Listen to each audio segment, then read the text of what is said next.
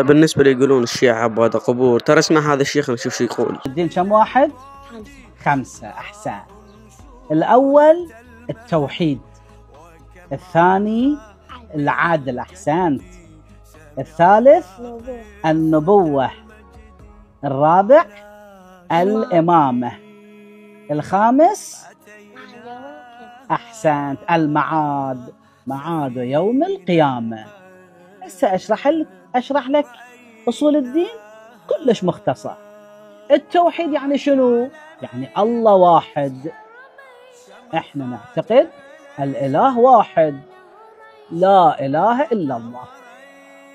الثاني العدل، يعني الله ما يظلم أحد، الله عادل. الثالث النبوة، يعني الله تبارك وتعالى أرسل مجموعة من الأنبياء لهداية البشر، هذول رسل الله تبارك وتعالى. الرابع الإمامة، يعني رسول الله صلى الله عليه وآله عين خلفاء له 12 خليفة، أولهم أمير المؤمنين علي بن أبي طالب، آخرهم الإمام المهدي المنتظر عجل الله تعالى فرجه الشريف.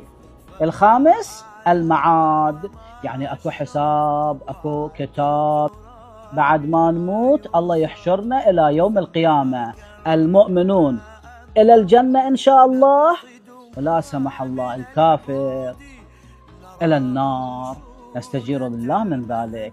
هاي الأصول، أصول الدين الخمسة، احفظها وإن شاء الله الله يوفقك ويوفقنا. صلى الله على محمد وآله الطاهرين.